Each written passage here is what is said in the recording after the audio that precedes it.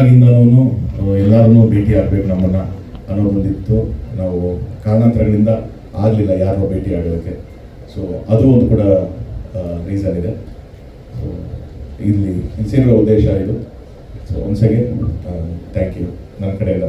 ನನ್ನ press meet content ಇಷ್ಟೇ. ಇಲ್ಲಿಂದ ಏನಿತ್ತು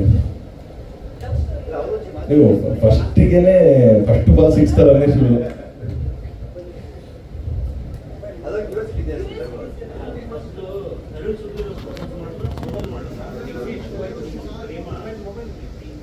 ಅಲ್ಲ ಇದೇನು ಯಾವ್ದು ಒಂದು ಲೈನ್ ಫುಲ್ ಕತೆ ಥರನೇ ಲೆಕ್ಕ ಅದು.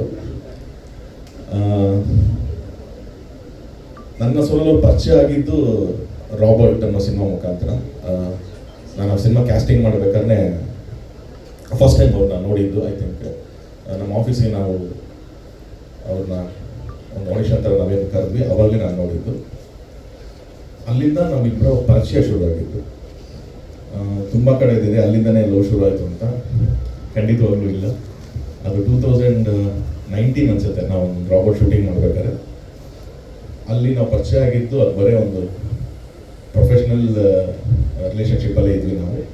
ಅಲ್ಲಿಂದ ಐ ಥಿಂಕ್ ಒಂದು 5 years 19, 20, 21, 22 4 ವರ್ಷ ತುಂಬ ಕಾರ್ಡಿಯಲ್.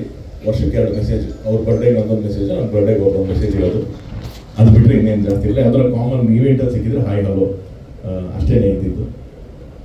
ಅದಾದಮೇಲೆ 2023ಇಂದನೇ ನಮ್ಮಿಬ್ಬರು ಒಂದು ಬಾಂಡಿಂಗ್ ಶುರುವಾಗಿದ್ದು. ರಾಬರ್ಟ್ ಸೆಟ್ಟಲ್ಲಿ ಆ್ಯಕ್ಚುಲಿ ದರ್ಶನ್ ಸರ್ ಹೀಗೆ ಸೆಟ್ಟಲ್ಲಿ ಏನೋ ತಮಾಷೆ ವಿಷಯ ಇರಬೇಕು ಅವ್ರಿಗೆ. ಯಾರೋ ಒಬ್ರು ಕಾಲಿಡ್ತಿರ್ತಾರೆ, ಏನೋ ತಮಾಷೆ ಮಾಡಿರ್ತಾರೆ. ಅಲ್ಲಿ ಏನಾಗ್ತಿತ್ತು ಅಂತಂದರೆ ಇವ್ರದ್ದು ಒಂದು 10 days ಪೋರ್ಷನ್ ಅಷ್ಟೇ ಇದ್ದು. ಇವ್ರದ್ದು ವಿನೋದ್ ಪ್ರಭಾಕರ್ ಅವರ ಪೇರ್ ಮಾಡ್ತಿದ್ರು. ಸೊ ಇವ್ರ ಪೋರ್ಷನ್ 10 days ಇತ್ತು. ಯೂಶ್ವಲ್ ಆಗಿ ದರ್ಶನ್ ಸರ್, ವಿನೋದ್ ಸರ್ ಎಲ್ಲ ಬಂದು ರೆಡಿಯಾಗಿ ಬರೋಕ್ಕಿಂತ ಮುಂಚೆ ನಾನು ಬೆಳಗ್ಗೆ 7-8 ಗಂಟೆಗೆ ಶೂಟ್ ಶುರು ಮಾಡಬೇಕು ಅನ್ನೋದಕ್ಕೆ ಇವ್ರನ್ನ ಹೇಳ್ತಿದ್ದೇನೆ, ನೀವು ಬನ್ನಿ ಬೇಗ ರೆಡಿ ಆಗ್ಬಿಟ್ಟು. ಇವರು ಅಷ್ಟೇ ಸಿನ್ಸಿಯರ್ ಬೆಳಗ್ಗೆ ಬೇಗ ರೆಡಿಯಾಗಿ ಬರೋದು. ಸೊ ನಾನು ಶೂಟ್ ಮಾಡ್ಬೇಕಾದ್ರೆ ಅವಾಗ ದರ್ಶನ್ ಸರ್ ಬರ್ಬೇಕಾದ್ರೆ ಇದು ಶೂಟ್ ನಡೀತಾ ಇದ್ರೆ ಬಂದು ಮಾನಿಟ್ರಿಂಗ್ ನೋಡೋದು.